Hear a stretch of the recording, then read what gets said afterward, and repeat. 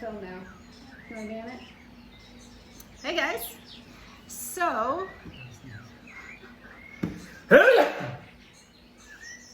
I'm okay.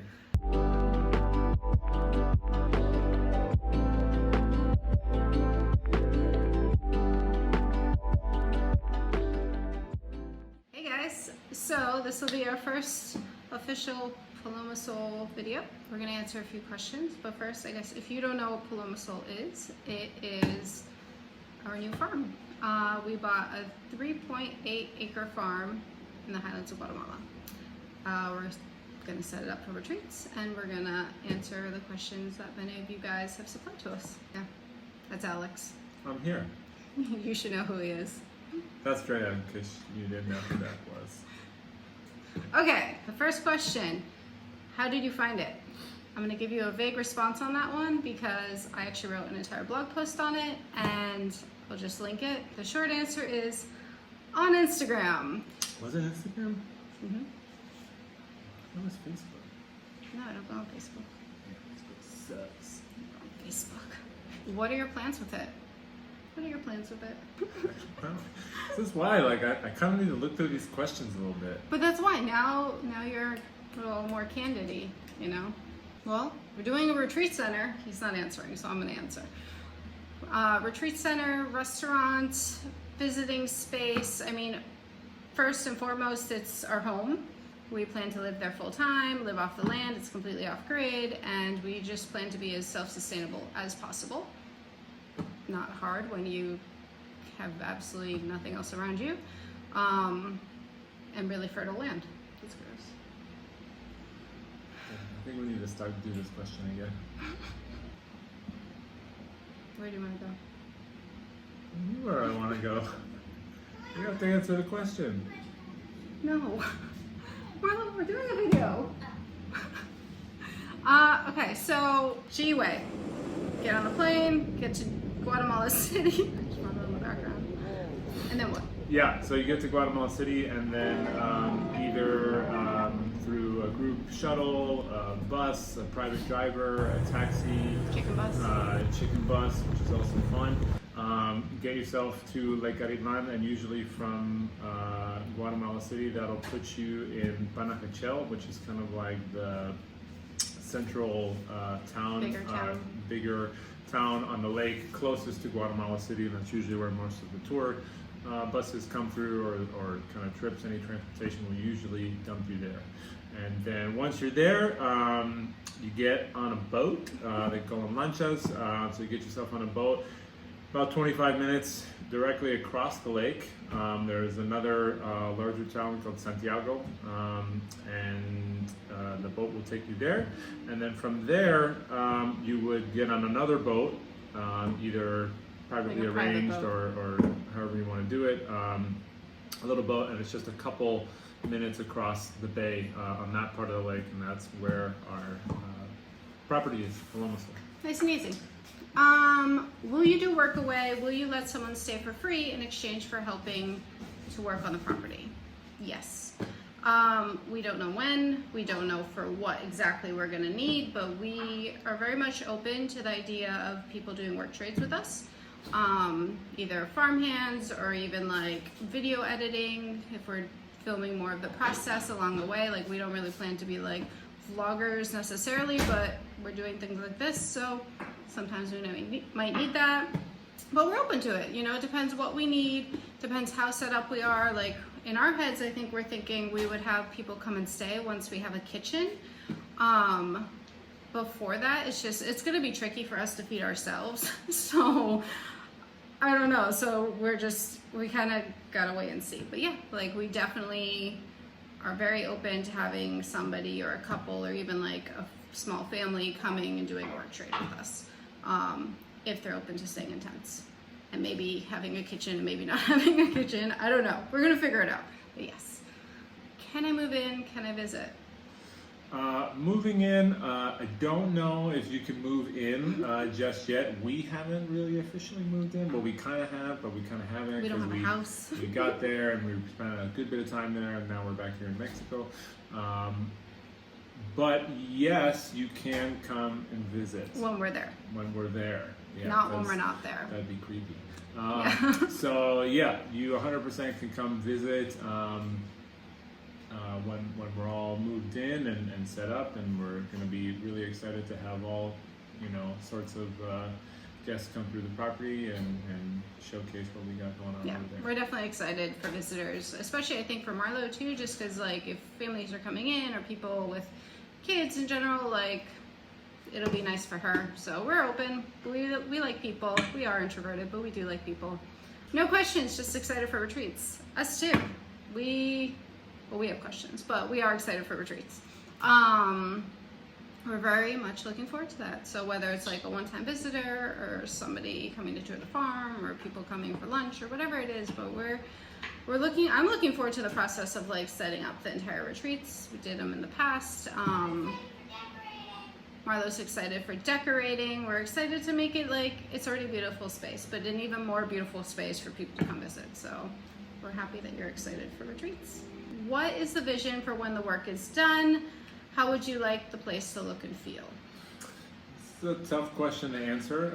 There's probably 1.5 million ideas that we're constantly thinking about day to day, as far as how the property will develop, what the vision is for the first year, 2 years, 5 years out, really kind of what we have a lot of want plans to see the property be or not be, even is another question we're constantly discussing.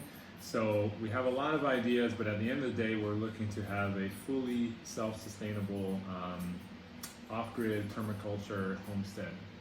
Really, we'll be producing our own coffee, growing all of our own fruits and vegetables, preserving, collecting water, doing the whole nine, solar power.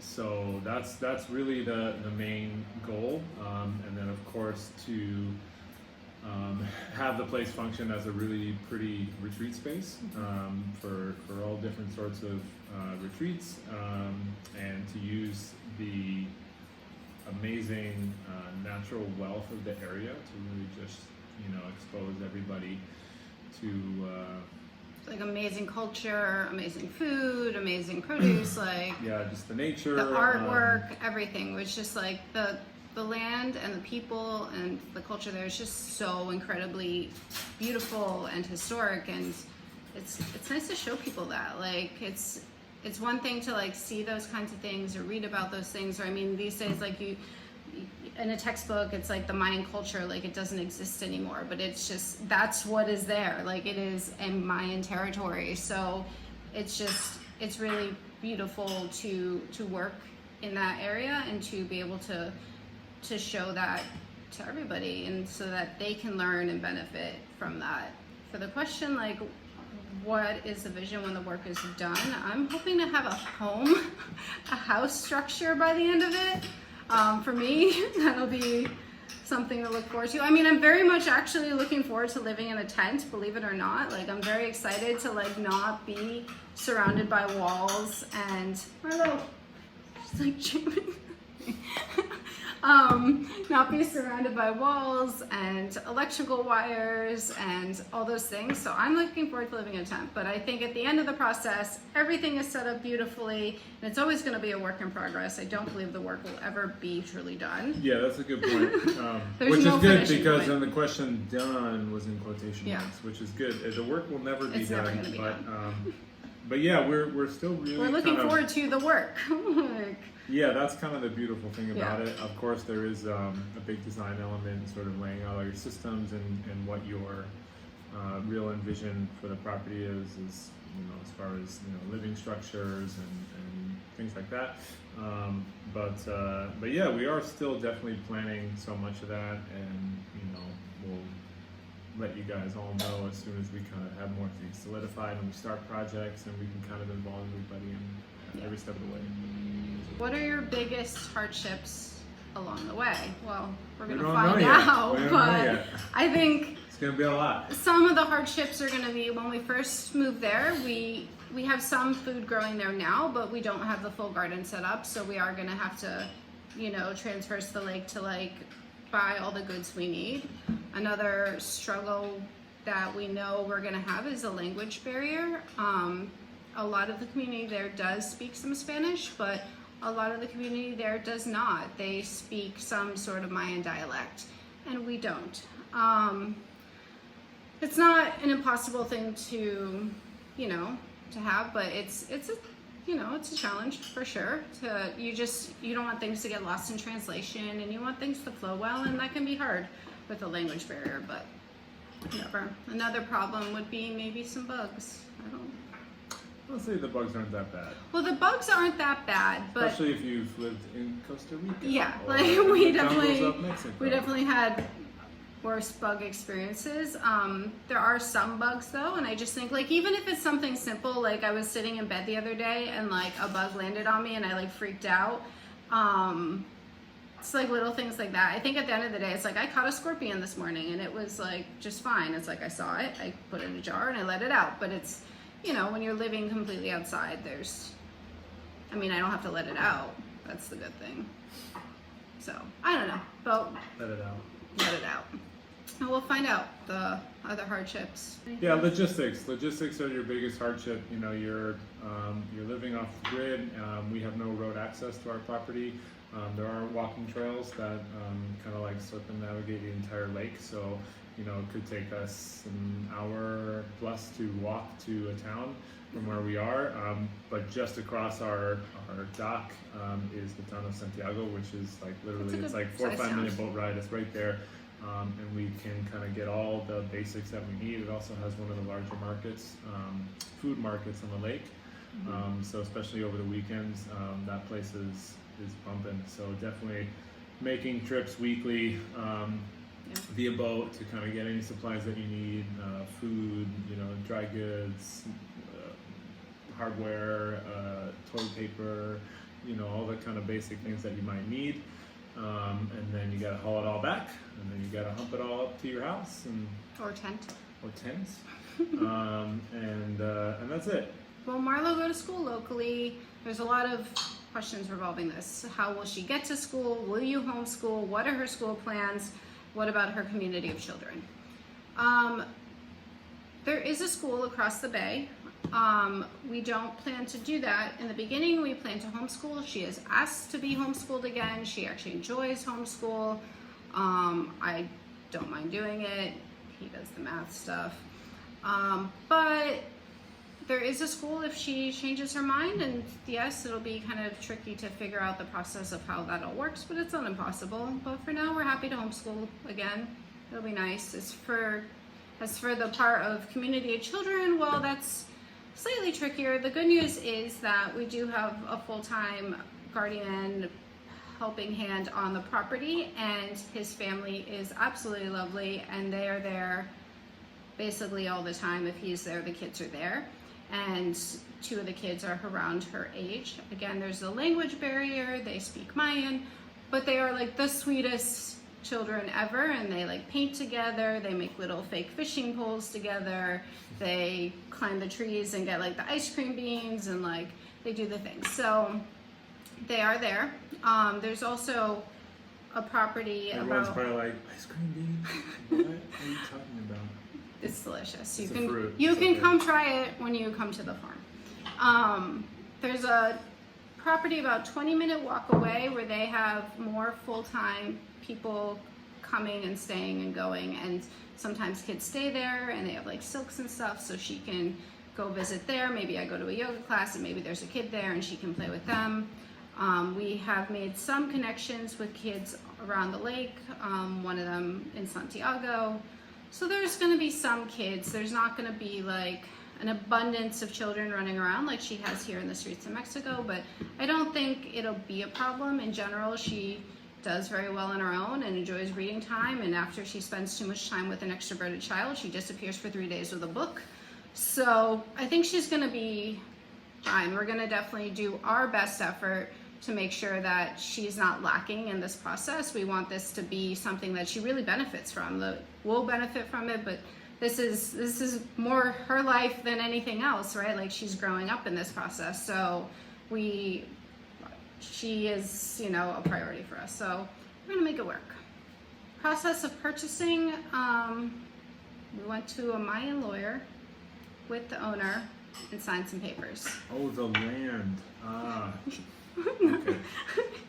For the process of purchasing, it's very easy. There's not as many details and people and hands involved as in the States.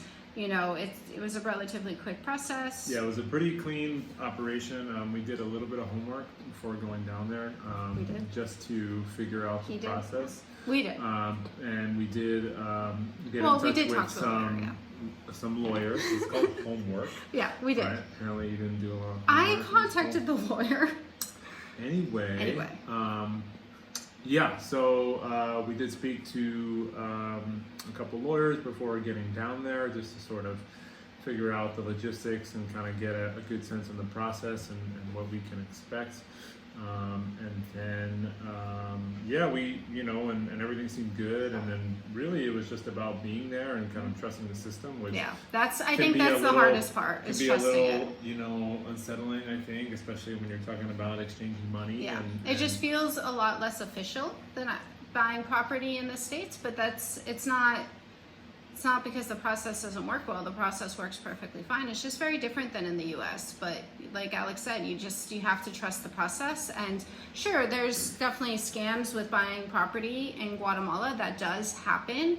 That was something that when we tried to put in the payment, the bank actually stopped it, because there has been quite a bit of fraud with property buying this year, especially, but in general. We didn't run into that problem. We felt pretty confident that what we were doing was a legit process, and it worked out. So yeah, we had good relations with the previous owner. Obviously, lots of phone calls and conversations beforehand, and then it was a pretty simple exchange. Once we knew we were ready to pull the trigger, we made an appointment with the local lawyer in the city of Santiago. And we all went to the office. We all had IDs. Signed some papers. Drafted up some paperwork. Everybody signs. You shake hands, and then we did a wire transfer, and then it was done. Yeah. That's it. And we got some papers. We got some keys, and now we own a farm. Will you have water filtering? Yes. Yes, we will. We don't want to die. Yeah, you need to there. In Mexico, you need to. It's just the water system is different. I mean, I use I used water filtering in the U.S. I didn't like the water there either. So I filter the water. We have a well. We'll have a Berkey and an eco-filtre system.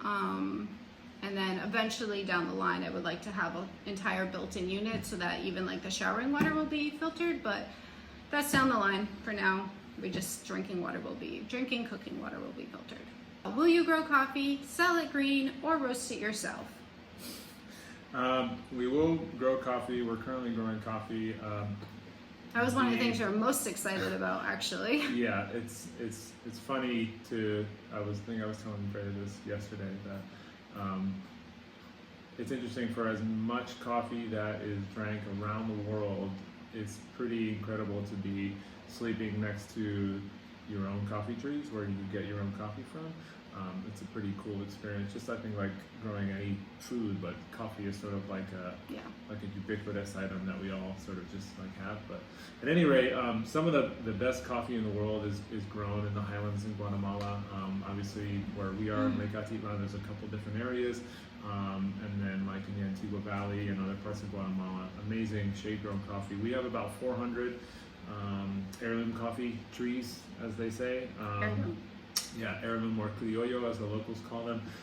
Essentially, those trees have been there for like 40, 50 years. They're more sort of overgrown and kind of gnarly looking. They haven't really been trimmed back like you would see on a lot of plantations. But these trees have withstood the test of time and weather and everything. They're 100% organic. They just grow wild. We have coffee all year long.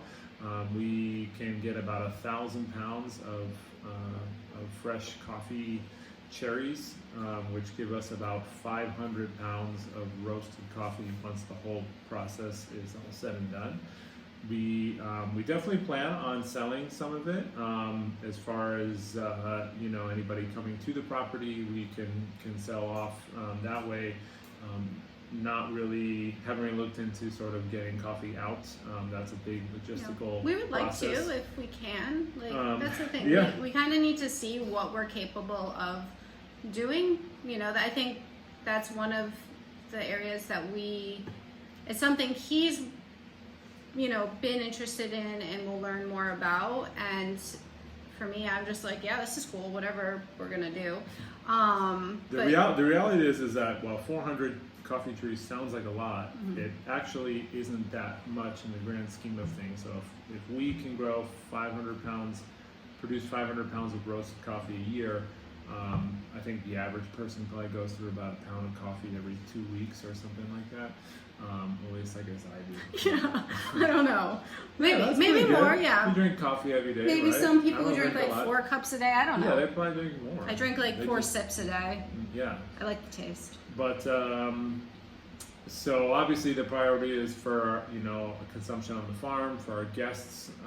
So we'll see as things develop. But yeah, we'd love to. Yeah, we would love to send guests get out home there. with some coffee when people come visit. Like, yeah, buy our organic, beautiful coffee. And there's a lot of amazing knowledge and people in the area as far as all the growing, roasting, the steps of processing whatever. coffee. So it's guaranteed at the end of the day to be some pretty powerful stuff. That'll be good. Are you moving there soon? Are you going to build a house? Yeah. Yeah. Yes. We're aiming. So right now, as we film this, I don't know if I should actually give dates in case this takes forever to put out, but it's September 5th.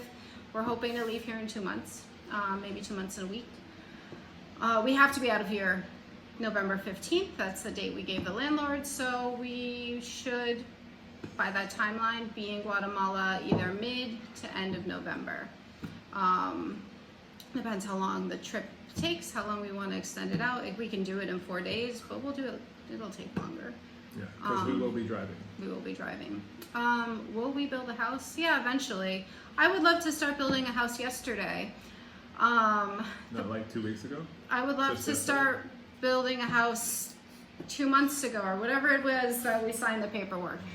I would love if there was a beautiful dream house there now, like when we bought it, but that's not the case. And the reality is we don't have the funds to build our dream house right now. We invested our savings into this property and we have a little bit left over for the plans we have to make it grow. But the reality is that we're going to be living in a tent until we can start really bringing in a better income and then plan for a house from there.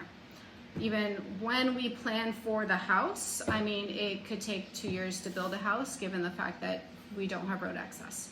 So a house is a dream. A faraway dream that It'll one day happen. will come true. It will happen. It's just not now. Yeah.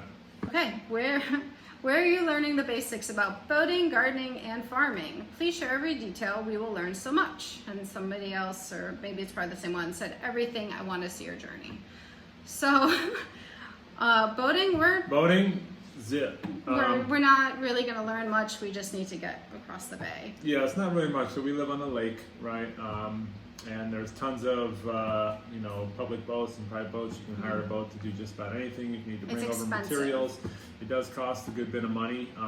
There are public boats going from town to town, that the locals use for transportation. Yeah. We will invest sort of in a little, skip for us to have in our dock just to get us from our property across the bay to Santiago. Not across the lake. Yeah, we'll see kind of what we find. It is possible to get a boat big enough that can kind of withstand it. It is a lake, but it can get pretty choppy with the wind, so you do need something if you're going across the whole lake. But yeah, we'll get a little boat, for local transport just to bring up. Just to get any extra things in town, like we had talked about, whatever, but not to transverse the lake. Like Alex said, it gets pretty rough out there. Even though it is a lake, the winds come in later in the afternoon, and it's a lot of bouncing and butt hurting and whatever. But a small boat, yes. Gardening, obviously those of you guys who've been following this one kind of know we've had our hands in that for quite some time and have surrounded ourselves with tons of really intelligent people that have been doing things like this for years. So we do have a good bit of experience as far as growing fruit trees and vegetables and things like that, and have spent a lot of time, reading permaculture forums and all this kind of stuff. But it's a big scene in that area. Yeah. So there's lots of resources, lots of help. Yeah, you can take classes even on the lake, go away for like 3 weeks to take like permaculture courses, whatever. I don't think we're gonna necessarily do that. Maybe we'll drop in for like a class. I would like to do some of the mushroom growing classes out there. The biggest thing is that where we are in that part of the world and that land, it's some of the most fertile land that we've really ever seen, and that's kind of really what drew us ultimately there. So you're essentially, all the towns around this lake are settled in an ancient caldera, or an old sort of volcano, massive volcano that exploded and created this big cavern that eventually, over thousands and thousands and thousands of years, filled with water, and then it had left sort of 3 smaller, they're not really small, they're massive volcanoes around the lake. So you have super volcanic, rich soil. You have temperate climate all year long, so you're talking anywhere from high 50s, low 60s Fahrenheit in the morning to mid 70s, potentially, pushing 80 degrees, peak dry season, hottest point of the day. And it's just like that all year long. We have a rainy season, of course, but it's just an incredibly perfect climate for growing anything. You don't really need to know how to grow things. You can just throw seeds and things will grow. Yeah, literally you cut trees and stick them in the ground and then they start growing. So we do know quite a bit, but it's also the land pretty much is going to take care of it regardless. And I think, we're both nerds that we like to research a lot of things, and we like to learn all the time.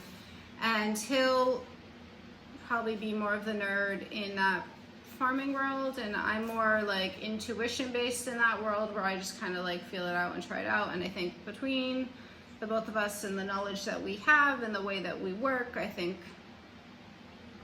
we'll be good. What are your plans for the farm? What will you plant? What's already there? How will you manage the back and forth? So we've kind of already talked about the plants. There is like a big vegetable garden area set up. There's nothing really growing. There's some kale, like some dandelions, some things, but we plan to, really grow it out, plant more fruit trees.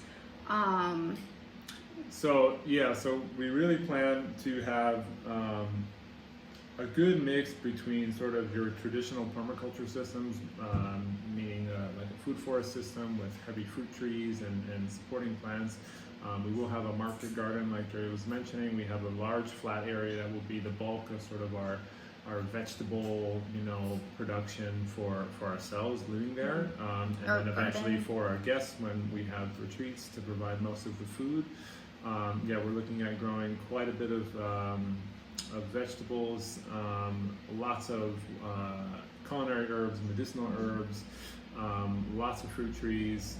Currently have quite a bit of trees and sort of wild plants. We have tons of bananas growing, a couple different varieties. We have a couple different varieties of plantains growing, avocados, citrus. A lot of citrus. Citrus grows incredibly well there. Coffee, obviously. So, of course we have the coffee. Ice cream bean. Guava. Yeah, we have guavas, a fruit called a loquat, or we call in Spanish níspero. So it's like kind of like an apricot, which is a nice little tree fruit. Lots of wild berries. Pitaya. So the dragon fruits grow really well there. We have like kale, dandelion. We have a lot of things just randomly growing throughout. Like you just kind of like walk around and you're like, oh, that's food. Oh, that's food. Lots of edible flowers. We have like tea tree and eucalyptus. We have, we have a lot of stuff there already, and we plan on planting a lot more, mostly fruits and vegetables like we've been saying. It's nice because, like Alex said, the temperature there, and it's wonderful, and you can grow so many things. So we're excited to grow more citrus. I don't know, artichoke might be cool. I have no idea. Some beets. We're gonna see. Lots of things we eat, like broccoli. We got our staples that we know that we're gonna that are kind of our main feeders, and then of course me with my culinary background, just there's lots of things we want to try and experiment with and see, just because I know the climate. should support it. So we'll see how it goes, and trying out all different types of systems of growing. So I think that pretty much answers that. Yeah, I guess like the other big plan that we didn't mention is that like, so right now there's like a tiny outdoor kind of kitchen shack place that's been set up there, but it doesn't have running water yet. It's really just like a burner grill and some shelves. Our first step in this entire process is going to be to get there and build a giant kitchen. Like that's our plan. We're going to put our money there instead of the dream house, because that can become the community space where we host retreats or classes, or make meals for like beautiful pop-up dinners or whatever it is. So that's the first big push when we get there. It's like, get in, set up our tent to live in, build giant dream beautiful kitchen. Like that's something that it's like, as soon as this property came up, we're like, okay, here's the plan: giant kitchen, giant beautiful communal table. So we're excited for that. There's actually a giant squash patch there, tons of squash and sweet potato and yucca growing, things like that. And we plan to put the big communal table probably in that giant squash patch, which I think will be super magical and pretty. Will you have a boat? Yes. Yeah, I think we covered that. Yeah, so we will. The plan is to buy a a boat. We don't have a boat. We'll get a small boat. I'm going to name her Solita. I want to know the basics, like how close is the nearest place to buy toilet paper or a doctor or a hospital? So yeah, good questions. We kind of went over a little bit. So our property is just across a little bay, part of the lake. So about a 5-minute boat ride across the lake gets you to the town of Santiago, which is a pretty large town on the lake, and it has everything you could ever need. It has a pretty nice actual small hospital there. Doctors, if you need to go to the dentist, if anything, the bank is there. So important. So if you need to do anything with the bank, that's there. The markets. That's where you buy toilet paper. Hardware stores, all that kind of stuff is over there. So it's actually pretty close, from our dock. We can see the lights at night. It's right there, so you don't really feel too far away. It's close enough. You hear fireworks going off because they celebrate there all the time. Yeah, you always hear fireworks. You hear music playing on the weekends from town. So it's kind of nice to feel that communal, that closeness from the town there. But at the same time, we are.